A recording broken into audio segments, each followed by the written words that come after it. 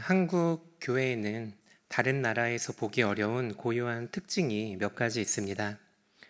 먼저로는 새벽 기도인데 저는 지난 5년 동안 미국에서 지내면서 단 한 번도 새벽 기도를 하는 미국 교회를 본 적이 없습니다. 새벽 기도를 하는 교회들은 10교회 중 9교회는 한인교회였고 10교회 중 1교회는 미국 교회를 빌려 쓰는 한인교회였습니다. 이 새벽 기도는 미국인들도 신기해할 만큼 한인교회만의 자랑할 만한 큰 특징이었습니다. 또 둘째로 장로교회의 높은 비율도 한국교회의 고유한 특징이라 할 수 있습니다. 다른 나라 같은 경우에는 감리교, 침례교, 또 루터교 등 교단이 다양하게 섞여 있는데 유독 우리나라만은 장로교가 전체의 70%에 해당한다고 합니다. 아마도 처음 한국에 들어왔던 선교사님들의 영향과 또 유교 문화의 영향이지 않나 생각해 봅니다. 이 외에도 한국 교회는 급격한 교회의 성장이라든지 또 메가처치의 존재라든지 한국 교회를 특징 짓는 여러 가지 점들이 있습니다. 그런데 한국 교회의 특징들이 사실 자랑할 만한 것만 있는 것은 아닙니다. 얼굴을 들기 부끄러운 것도 있는데 그중 하나가 바로 어마어마하게 많은 수의 교단의 수입니다. 2018년에 문화체육관광부가 발표한 자료에 따르면 개신교의 교단 수는 무려 374개라고 합니다. 해방 초기에 신사참배를 회개하지 않았던 죄와 또 자유신학과의 갈등 때문에 한국 교회는 분열을 피할 수 없었습니다. 하지만 안타깝게도 이후로도 한국교회는 계속해서 분열의 길을 걸어왔습니다. 한국교회에서 발견되는 이 분열은 한인교회도 예외가 아니었습니다. 2017년에 발표된 한 논문을 보니 미주 한인 성도들의 약 80%가 교회의 분열을 경험했었다고 합니다. 신자들 간의 주도권 싸움, 또 교역자들 간의 갈등, 세대 간의 문화 차이에서 오는 문제들, 또 정치적인 입장의 차이, 또 목사님과의 관계 등 수많은 문제들이 분열의 원인이 되었습니다. 이런 이유들로 교회가 분열되어서 소송까지 가는 경우들도 몇 번 보았습니다. 그런데 이 태평양 건너에서 일어나는 분열의 사건들은 우리에게도 낯설지 않습니다. 왜냐하면 우리 주변에도 그런 분열이 굉장히 많기 때문입니다. 누군가의 말 때문에 상처를 입고 또 누군가의 행동 때문에 실족하고 또 배려가 없는 말 때문에 마음고생을 하는 경우들이 굉장히 많습니다. 사실 이런 갈등 정도야 우리 가운데 얼마든지 있을 수 있습니다. 그런데 문제는 이런 갈등이 돌이킬 수 없는 큰 피해로, 회복할 수 없는 큰 분열로 이어지는 경우가 있다는 것입니다. 사소한 오해에서 시작된 갈등이 서로 간의 불신으로 확대되고 또 풀리지 않는 오해가 비난과 조롱이 되어 결국에는 씻을 수 없는 상처로 이어지기도 합니다.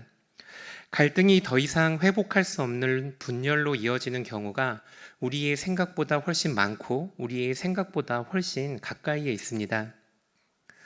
오늘 우리가 읽은 본문 말씀은 사도 바울이 에베소의 성도들에게 준 말씀입니다.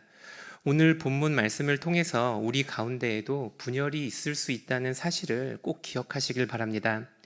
그리고 하나님께서 우리에게 명하신 대로 하나됨을 힘써 지키는 우리 모두가 될 수 있기를 축복합니다. 우리 함께 첫 번째 대지를 함께 읽도록 하겠습니다. 함께 읽겠습니다. 우리 교회도 분열을 겪을 수 있다는 사실을.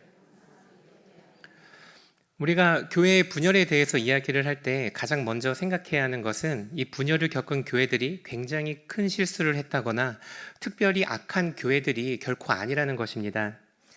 분열을 겪었던 이 한인 교회들도 굉장히 일반적인 교회였고 또 교회사에 등장했던 그 분열을 겪은 많은 교회들도 우리가 흔히 볼 수 있는 일반적인 교회였습니다. 그저 너무나도 다른 사람들이 모여있는 곳이 교회이기에 언제든지 사람들 간의 갈등이 일어날 수 있었을 뿐입니다. 에베소 교회도 마찬가지였습니다. 그들 안에는 서로 너무나도 다른, 서로 다른 문화에서 자란 유대인들과 헬라인들이 있었습니다. 인종과 문화들 뿐만 아니라 언어마저 다른 이들이 화합하기란 결코 쉽지 않은 일이었을 것입니다. 하지만 하나님께서는 서로 다른 그들을 하나로 부르십니다. 우리 함께 2장 14절, 15절 말씀을 함께 읽도록 하겠습니다. 함께 읽겠습니다. 그는 우리의 화평이신지라 원수된 것 곧 중간에 막힌 담을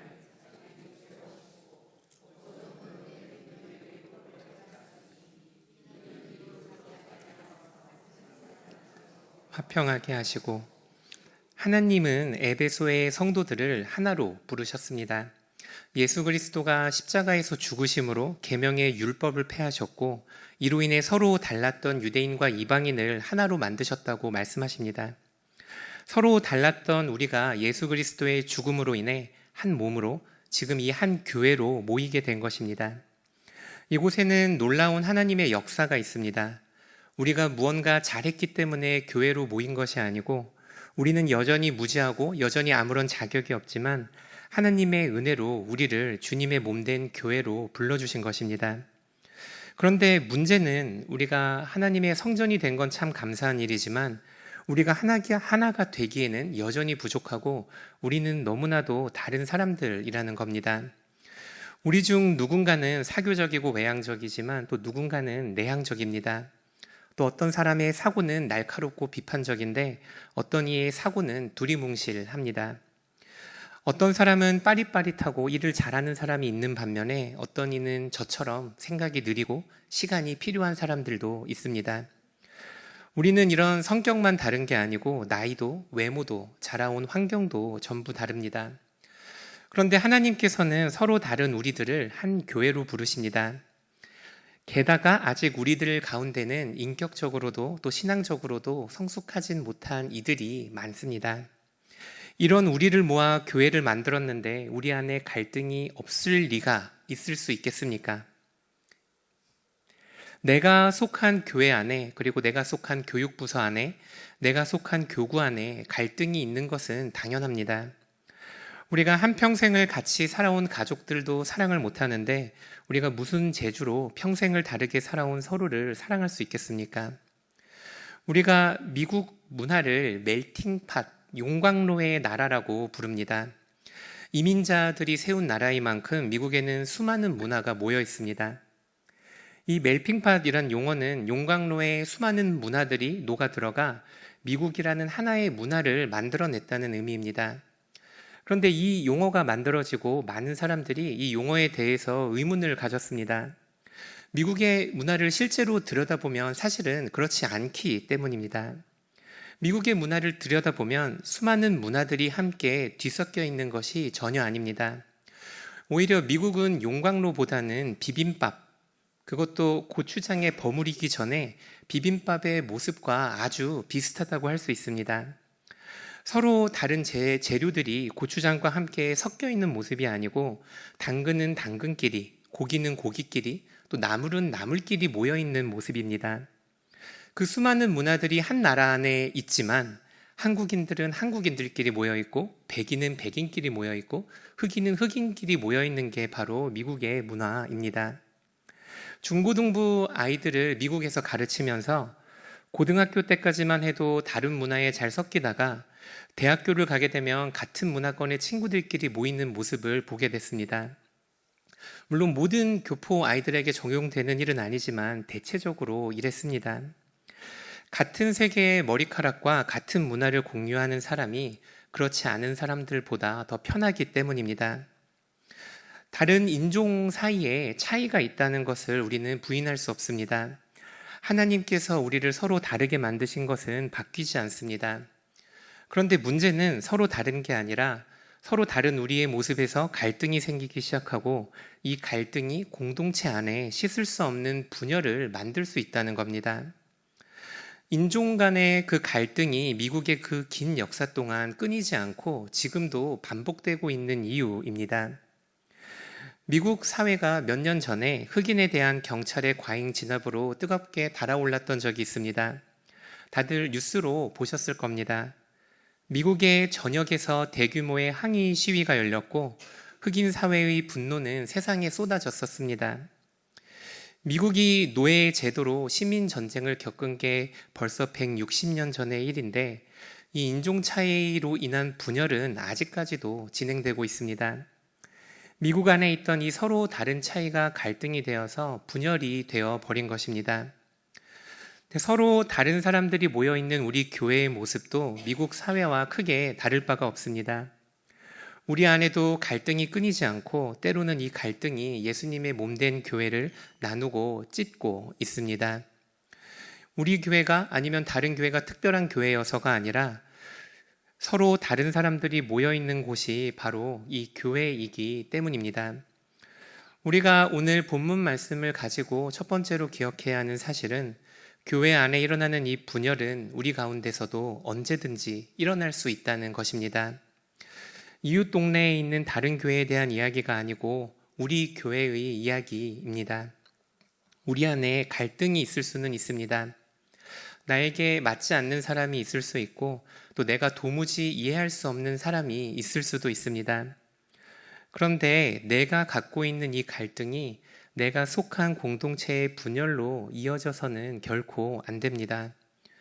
우리가 우리의 삶을 돌아보고 우리 삶에 있는 이 갈등을 인식하고 그 갈등에 대해서 두려운 마음을 가져야만 하는 이유입니다. 내가 겪고 있는 갈등은 언제라도 이 주님의 몸된 교회를 분열시킬 수 있다는 사실을 우리가 항상 기억해야 합니다. 원인은 무엇이든 상관없습니다. 내가 가지고 있는 열등감이 그 관계의 문제가 될 수도 있고 상대방의 무례한 언행이나 불쾌한 행동이 그 관계의 문제가 될 수도 있습니다. 갈등의 원인이 나일 수도 있고 상대방일 수도 있지만 그 원인은 사실은 하나도 중요하지 않습니다. 왜냐하면 박수는 한 손만으로 칠 수가 없기 때문입니다. 이 갈등의 주된 원인이 상대방에 있다 하더라도 내가 그 소리에 맞춰주지 않으면 그 소리는 결코 날 수가 없습니다. 우리 함께 에베소서 4장 3절 말씀을 읽도록 하겠습니다. 함께 읽겠습니다. 평안에 매는 줄로 성령이 하나 되게 하신 것을 힘써 지키라. 초대교회도 마찬가지였습니다. 에베소 교회 안에도 분열의 원인이 될 수 있는 갈등들은 이미 있었습니다. 그래서 사도 바울은 에베소의 성도들에게 성령이 하나 되게 하신 것을 힘써 지키라고 말합니다.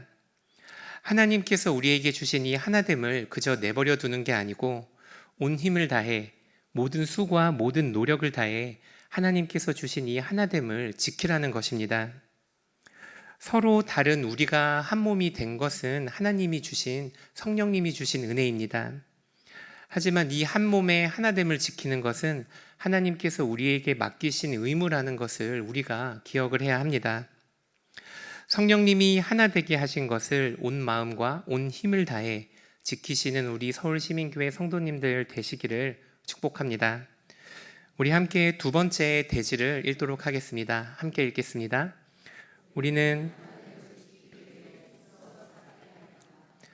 우리 함께 에베소서 4장 2절 말씀도 읽도록 하겠습니다. 함께 읽겠습니다. 모든 겸손과 온유로 하고 용납하고. 사도 바울은 하나됨을 지키기 위해서 가장 먼저 서로를 겸손으로 대하라고 말합니다. 에베소의 성도들이 처음 이 말을 들었을 때는 상당히 놀랐습니다.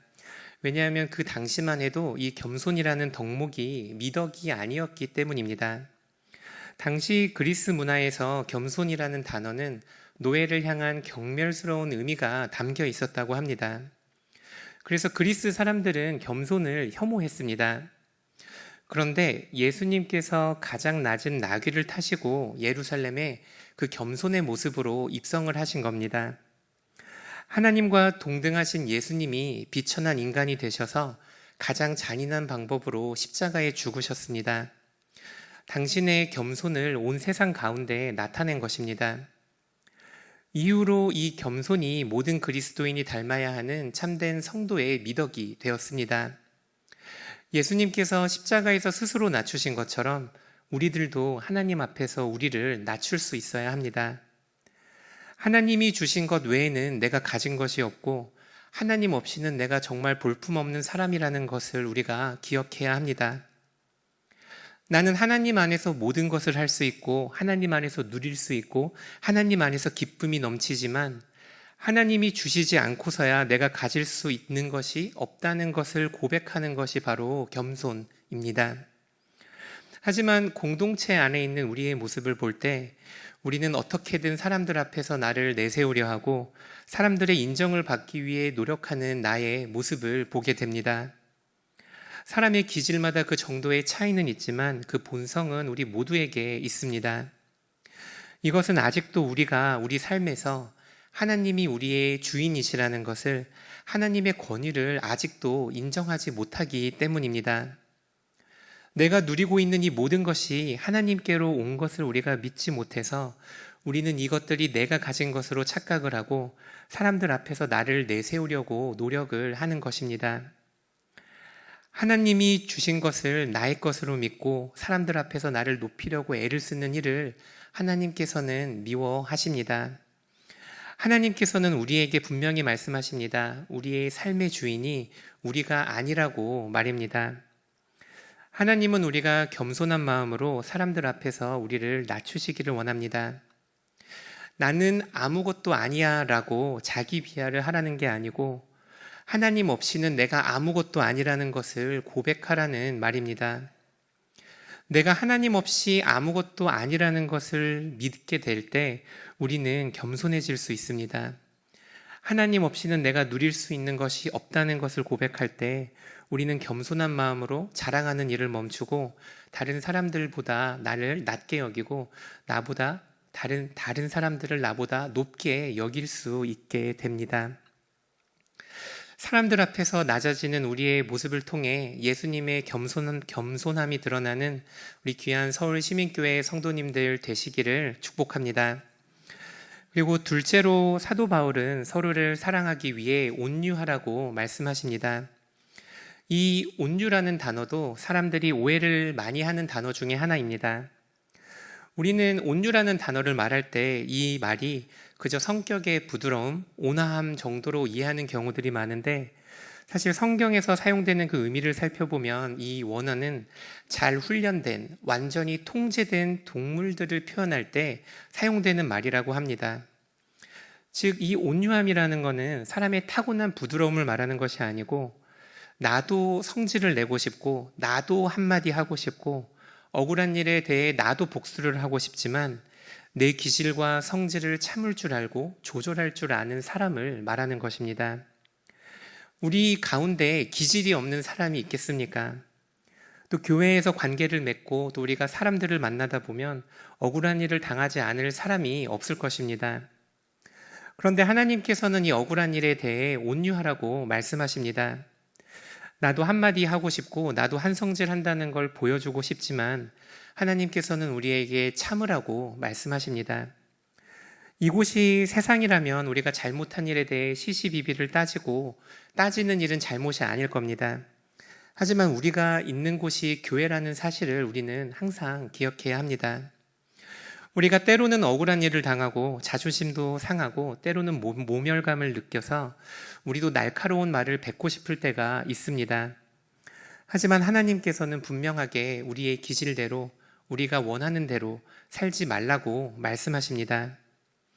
하나님은 내가 보복하고 싶은 그 사람을 바라볼 때마다 그 사람을 지금도 바라보고 계시는 하나님을 바라보시기를 원하십니다. 내가 마음으로 미워하고 저주하는 저 사람이 하나님이 사랑하셔서 자신의 아들을 십자가에 죽이신 그 사람이라는 것을 기억하시기를 바랍니다. 우리가 잘 아는 모세도 사람을 돌로 쳐 죽일 정도로 한 성질을 하던 인물이었습니다. 그런데 나중에는 이 모세가 훈련을 통해서 사람들이 면전에 대고 모욕을 주고 저주를 하고 불평을 해도 꿈쩍이지도 않는 사람이 되었습니다. 이 모세가 너무너무 성질이 나서 한 일이 무엇이었냐면 하나님이 지팡이로 반석을 한 번 치라고 했는데 너무나도 화가 나서 두 번 친 일입니다. 물론 이게 하나님 앞에서 큰 죄가 되었지만 말하고자 하는 것은 화가 나서 사람을 쳐 죽이던 사람이 이렇게나 온유한 사람이 되었다는 것입니다. 하나님은 이 모세를 세상에서 가장 온유한 사람이라고 말씀하십니다. 하나님은 모세가 오랜 훈련을 지나 온유해진 것처럼 우리도 이 온유한 마음으로 서로를 대하기를 원하십니다. 물론 우리도 실수할 수 있습니다. 나도 모르게 성질을 낼 수도 있고 그 일 때문에 누군가의 마음에 상처를 주고 넘어지게 할 수도 있습니다. 하지만 하나님께서는 그 자리 가운데서도 우리가 다시 일어나기를 원하십니다. 그리고 다시 한번 모세가 그리했던 것처럼 더 온유한 마음으로 다른 성도들을 대하기를 원하십니다. 우리의 억울한 마음을 하나님께서 왜 몰라주시겠습니까? 우리의 속상한 마음도 하나님께서 물론 알고 계십니다. 우리의 감정에도 불구하고 우리가 하나님의 말씀을 존귀하게 여길 때 누구보다 하나님께서 기뻐하시고 하나님께서 영광 받으신다는 사실을 기억하시기를 축복합니다. 셋째로 사도 바울은 에베소의 성도들에게 오래 참으라고 말합니다. 이 오래 참음이라는 단어는 하나님께서 사람의 죄에도 불구하고 진노하지 않으시고 참으시는 인내와 같은 의미입니다. 즉 하나님께서는 하나님께서 우리를 참으시듯 우리가 서로를 인내하고 서로를 참으라고 말씀하시는 것입니다. 우리가 황금률이라고 부르는 말씀이 있습니다. 내가 대접을 받고 싶은 대로 남을 대접하라는 겁니다. 예수님께서는 특히 이 황금률을 좋아하셔서 주기도문에서도 우리가 누군가가 나에게 지은 죄를 용서해 준 것처럼 우리의 죄를 용서해 달라고 기도하라고 말씀하십니다. 하나님께서도 지금도 우리의 죄를 참으시고 또 우리의 악한 마음들로 인해 인내하고 계시다는 사실을 알고 계십니까?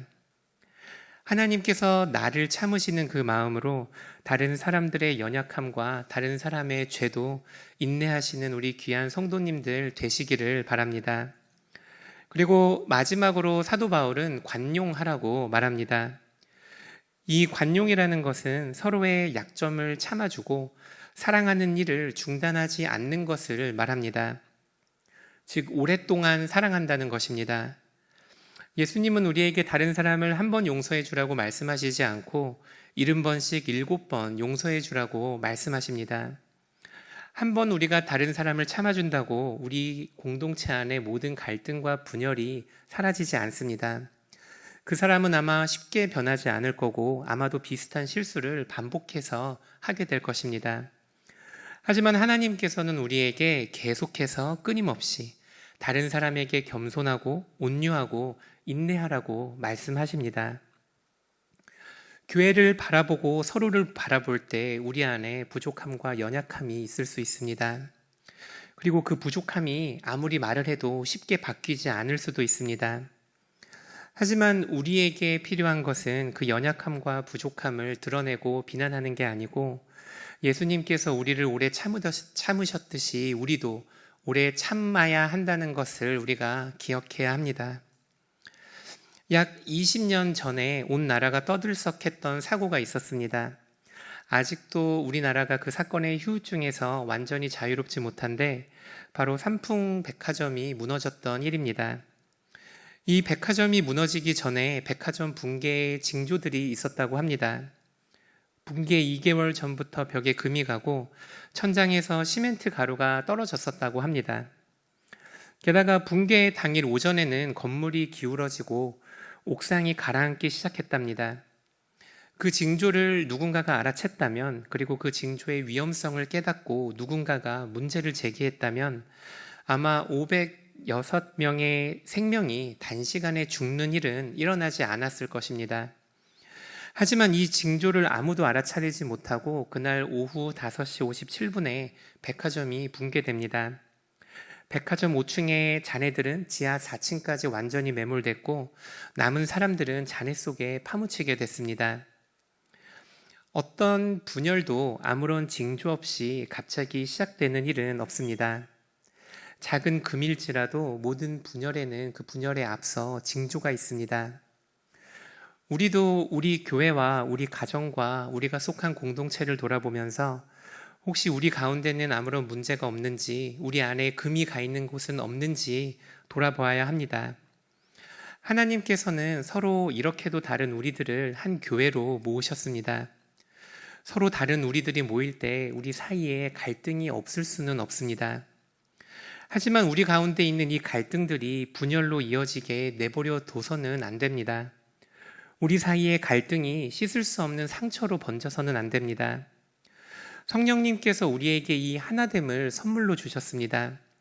우리를 한 몸으로 부르시고 우리가 함께 영원한 소망을 가지고 그리스도의 영원한 기업을 받기로 예정해 주셨습니다.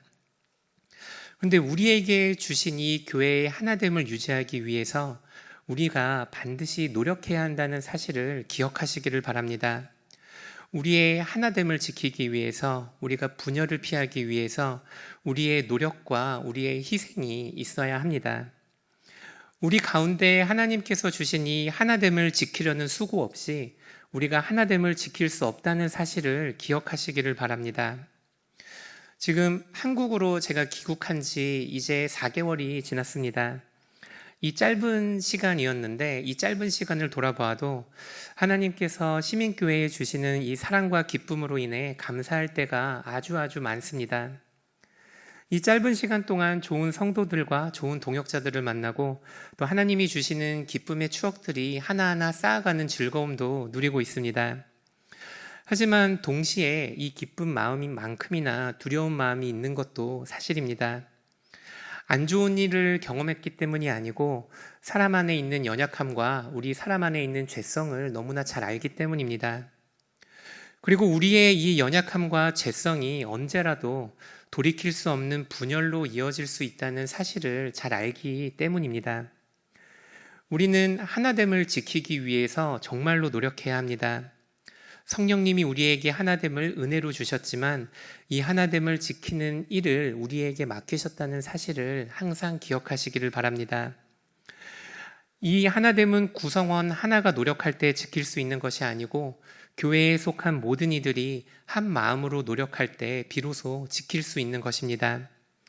하나님께서 우리를 한 교회로 모으시고 한 소망을 따라 한 기업을 받게 하십니다. 우리가 이 하나됨을 지켜나갈 때 하나님께서 우리에게 약속해 주신 그 영원한 기업에 매일 더 가까이 나아갈 것을 믿습니다.